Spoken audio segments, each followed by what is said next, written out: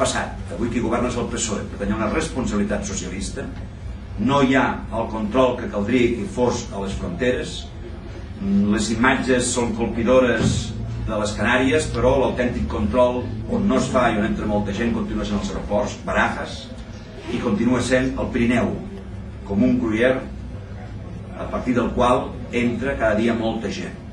I demanem, per tant, i per què ho dic en la campanya municipal, després ho explicaré, en el govern de l'Estat, que sigui més rigorós, que accentuï més el control a les fronteres per tal d'impedir que entrin aquelles persones que no tenen papers i que altres països europeus no volen. El debat economicista de la immigració, torno a dir, cal regular-la en origen i des d'aquesta perspectiva, per tant, també cal més control de regulació en origen. I després, més integració. Un cop més control perquè no entri sense papers, un cop un canvi d'actitud del laxisme de l'esquerra espanyola i a Catalunya en particular i de molts ajuntaments a Catalunya que han estat còmplices d'aquesta política de papers per tothom, un cop això, de més control, un cop per tant també més control a l'origen, a efectes de buscar la contractació d'origen, més integració, polítiques d'integració. Polítiques d'integració però que no es fonamentin només en els drets. Torno a llegir aquests dies la candidata d'Iniciativa a Barcelona. Quin creu em sap que no puguin votar els immigrants. És un error plantejar la immigració només i la seva integració a partir del dret o no dret al vot.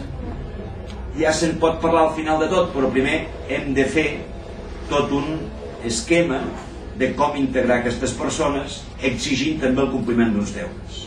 Aquella societat que de la immigració estrangera només li garanteixi drets és una societat abocada al fracàs. Per tant, drets sí, però deures també.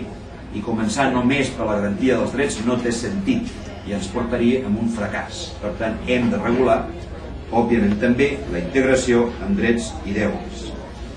Fixeu-vos, a Europa existeix una directiva sobre regrupament familiar. Ja tothom està preocupat sobre el que toca la reagrupació de les famílies. El dia 3, em sembla recordar, d'octubre del 2005 va acabar el termini per transposar la directiva europea a la legislació espanyola. No s'ha fet. I convindria que es fes. I convindria que a nivell espanyol el govern, aplicant aquesta directiva, aprofités l'avinentesa per poder també, des del que és la reintegració de les famílies, aplicar aquests criteris més restrictius per tal de fer possible una autèntica integració. Com i de quina manera? Bé, Europa preveu, per exemple, que es pugui concedir o no aquesta integració, aquest regrupament familiar, que es pugui concedir o no aquest regrupament familiar, en funció de que les persones que hagin de venir com a conseqüència del regrupament familiar realment garanteixin un lloc per viure digne, garanteixin un treball, etc. I segona, problemes de convivència.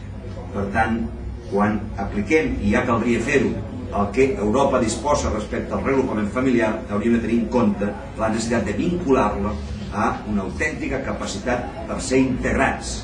I per poder ser integrats han de tenir habitatge, han de tenir treball, han de tenir feina, han de tenir la garantia de que poden subsistir sense l'ajuda pública més enllà del que pugui ajudar-se qualsevol altre. La destinació estrangera són els ajuntaments i com que estem en campanya electoral municipal també hem de recordar que aquesta directiva europea permet als estats fixar una sèrie de condicions més enllà de les que ja he citat, de benestar, de treball, d'habitatge, unes altres condicions per a la seva integració.